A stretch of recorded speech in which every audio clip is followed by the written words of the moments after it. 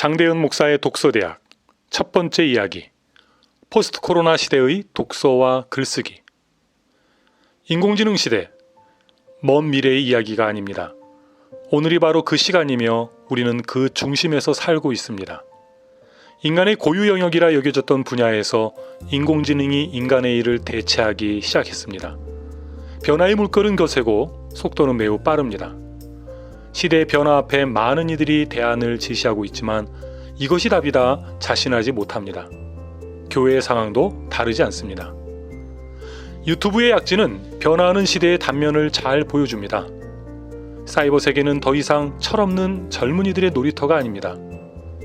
5, 60대 이상의 장년 이용자들의 사용 시간이 폭발적으로 증가하는 추세입니다. 스마트폰의 광범위한 보급만이 이유는 아닙니다. 유튜브 운영자들의 수준이 예전 같지 않습니다.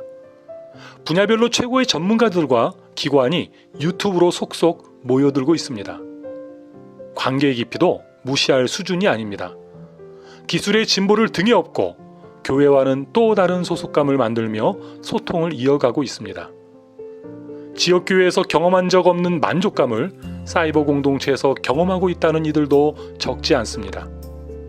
교회가 주었던 만족을 교회 밖에서 누리고 찾는 이들이 늘고 있습니다. 일부의 일만이 아닙니다. 모든 교회 앞에 던져진 과제요, 풀어야 할 문제입니다. 엎친 데 덮친 격으로 코로나 사태는 이러한 변화의 불길에 기름을 붓는 계기가 되었습니다. 성도들은 의도하지 않은 상황 속에 언택트 신앙생활을 해야 했습니다. 몇 달간 지속되었고 얼마나 더 지속될지 알 수 없습니다. 어쩔 수 없는 상황 가운데 주어진 새로운 경험은 새로운 생각으로 이어졌습니다. 이것도 예배인가? 로 시작해 지금까지와는 다른 신앙생활의 형태도 가능하겠구나 생각하기 시작했습니다. 변화 자체가 문제는 아닙니다. 변화 자체의 부작용도 없지는 않지만 준비 없이 맞이한 결과라는 측면에서 문제를 바라볼 필요가 있습니다. 포스트 코로나 시대의 신앙생활에 대한 구체적인 대안이 필요할 때입니다. 이전과 다른 이유가 우리 앞에 펼쳐질 것이라는 것은 자명한 사실이기 때문입니다. 아는 만큼 사랑한다는 말이 있습니다. 단 바른 알을 전제합니다. 이때 아는 것이 힘이라 말합니다. 일의 성취와 관계를 그르치는 암도 있습니다.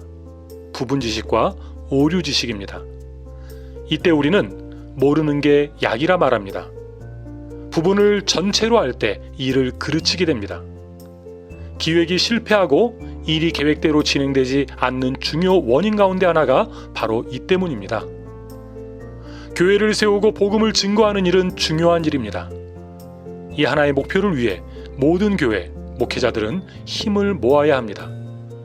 그 중요한 일을 위해 먼저 해야 할 것이 있습니다.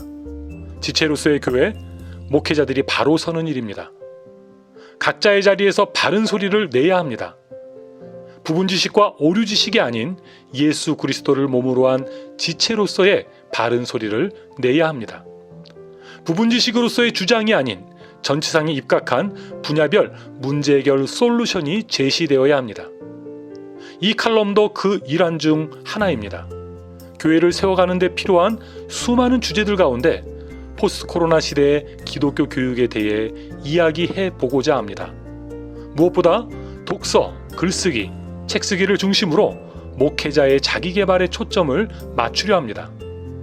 독서와 글쓰기, 책쓰기가 사소한 개인의 공부 이야기가 아닌 교회를 세우는 핵심 키워드 중 하나임을 20차례의 칼럼을 통해 논증해 가려 합니다.